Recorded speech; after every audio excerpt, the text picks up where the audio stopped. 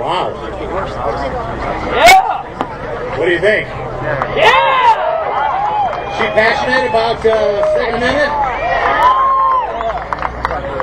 Well, our next speaker is also passionate about not only the Second Amendment, but personal freedom. As a matter of fact, he would be considered one of our founding fathers, definitely a patriot, a defender of liberty, no doubt, and was willing to sacrifice everything, including his life, in the defense of that liberty and creating a new nation that we are now reaping the benefit from. Ladies and gentlemen, boys and girls, it's my pleasure to introduce Mr. Patrick Henry.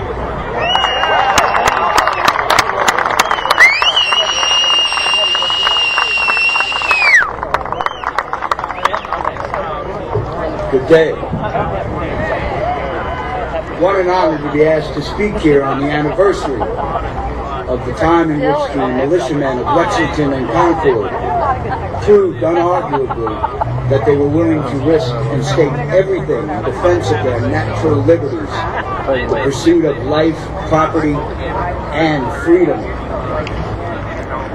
It's fitting that I was asked to speak because just 3 weeks before this, I introduced in St. John's Church on March 23rd of 1775 in Richmond a resolution calling for the arming and establishing of a militia for the defense of the colony. Now, as you may imagine, this produced a furious debate. There were many Virginians who felt that arming at this time would send a clear message to England that we were assuming the posture of war.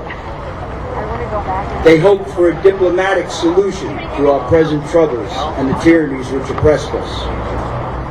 Fortunately, there were those of us also who felt that while we must hope for a diplomatic solution, we must also be prepared for the worst. The debate raged that day, and seeing my fellow delegates waver, I rose to speak and offer the following remarks in defense of my resolution. This is no time for a ceremony. The question before the House is one of awful moment to our country. We must put our militia upon a proper footing, adequate for our defense. To my own mind, I consider it nothing less than a question of freedom or slavery. It is natural for man to indulge in the illusions of hope. We are apt to shut our eyes against a painful truth and listen to the song of that siren until she transforms us into beasts. Is this the part of wise men engaged in a long and arduous struggle for liberty? Are we disposed to be among the number of men who, having eyes, see not, and having ears, hear not, those things which so nearly concern our temporal salvation? For my own part, no matter what suffering or anguish of the spirit it might cost, I am willing to know the truth, to know the worst, and to provide for it.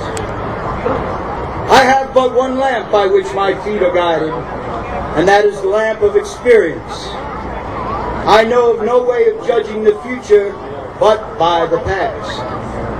And judging by the past, I should like to know what there has been in the conduct of the British ministry for the past 10 years to justify these hopes with which gentlemen are pleased to comfort themselves and this House. Can it be that insidious smile with which our petitions have been so lately received? Trust it not, it shall prove a snare unto your feet. Suffer not yourselves to be betrayed with a fatal kiss. Ask yourselves, how comports this gracious reception of our petition with these warlike preparations which cover our waters and darken our lands? Are fleets and armies necessary to a work of love and reconciliation? Have we shown ourselves so unwilling to be reconciled that force must now be called in to win back our love? Let us no, not, there's somebody I else before beseech Phil. you, deceive ourselves. These are the implements of war and subjugation, Payne. the last argument to which kings resort. I ask, what means this martial array, if its purpose not to be to force us into submission? Can gentlemen assign any other possible motive for it? Has Great Britain any enemy in this quarter of the world to call for all this accumulation of navies and armies? No, she has none. They are meant for us. They can be meant for no other.